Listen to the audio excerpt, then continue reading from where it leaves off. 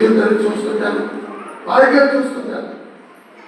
ఇంకా కొన్ని పురాతనగా బైబిల్ సంగతులు చూస్తూ ఉంటాను, లోతైన విశ్లేషణ చూస్తూ ఉంటాను.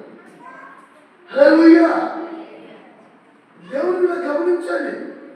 ఇది చూస్తే ఏం చేసింది ఆవిడ? ఆ కొడుకు నెంబర్కే ఫోన్ చేసింది.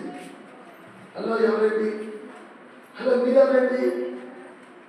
ఇవి పేరు మార్చేసిన పేరు ఇవి పేరు పెట్టుకోండి. ఇప్పుడు ఏదో కొంచెం స్క్రీన్ మీద పెట్టి ఇప్పుడు ఏదో సరిపోతుంది. ఇవి పేరు ఇంకోటి ఏదో మన పేరు పెట్టుకోండి. ఏదో పేరు పెట్టి మంచి పేరు పెట్టింది. పేరు ఆయన గురించి ఆ పేరు చెప్పి ఇంకో పేరు చెప్పాడు. ఇద్దరు మాటలు కూడా కలిసిపోయింది. ఇంకా మాట్లాడకుండా అంటే భార్య భర్తలకి దీనిగా భయంకరంగా మాట్లాడుకుంటారు. మాట్లాడుకుని ఇంకా ప్రేమ ఎక్కువైపోయింది. ఇంకా ఇద్దరు కూడా ఒక్కొక్కరు చూసుకుంటే పరిస్థితి ఏర్పడిపోయింది. అలా అనుకున్నారు, ఇంకా మనం ఒక చోట కలవాలి, ఎక్కడికి వెళ్తాం మాట్లాడుకుని ఒక చోట కలుద్దామని చెప్పేసి మాట్లాడుకుని ఆ చోటకు వచ్చారు. ఈవిడ ముసుకేసుకుంది, ఆయన కూడా తెచ్చి పెట్టుకున్నాడు.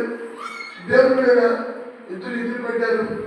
ఎదురు పెట్టేలా తీసుకున్నప్పటికీ కొడుకు తల్లి ఏం జరిగింది? తల్లి చేస్తున్నాడంటే ఇంకా కొడుకు నువ్వు తలెత్తుకోలేక ఇంక భర్త ఉన్నాడు, చెడ్డ దగ్గర కొడుకున్నాను, నా తల్లికి ఎలా కావాల్సిందని చెప్పి ఆ కొడుకు అనుకుంటాడని చెప్పి ఇంటికి వెళ్ళిపోయింది. ఉద్దేశం తెచ్చుకుంది. ఈ పిల్లలు అయ్యో మా అమ్మతో మాట్లాడేది, మా అమ్మ నాన్న చెప్తుందేమో లేదా ఆడపిల్లతో మాట్లాడుతున్నట్టు కొంచెం చేశాడు. ఒక కాలం కాదు తెచ్చుకోండి. ఆ జీవితం ఏం చేసింది? పరిశుద్ధంగా జీవించమని ఉద్దుమని చెప్తున్నాయిగా. ప్రపంచానికి చెవులు దిగిన పడ్డ పరిశుద్ధంగా బ్రతకండమ్మా, నీతిగా జీవించండి, రోషంగా బ్రతకండి, పరిశుద్ధాత్మ కలిగి నన్ను ఏసునంతాన్ని కలిగి దేవుని కోసం బ్రతకమని దేవుడు మాట్లాడుకుంటుంటే ఈ పరిశుద్ధమైన మాటలు జీవించుకోలేకపోతున్నాను, వెళ్ళలేకపోతున్నాను. మందిరానికి రమ్మంటుంటే, ప్రార్థనకి రమ్మంటుంటే, సువార్తకి రమ్మంటుంటే ఏం చేస్తున్నావు? లోకంలో కూడా ఎడుతున్నాం. దేవుడు లోకంలోనే ఇంకా పాపను చూడుకుంటున్నాం.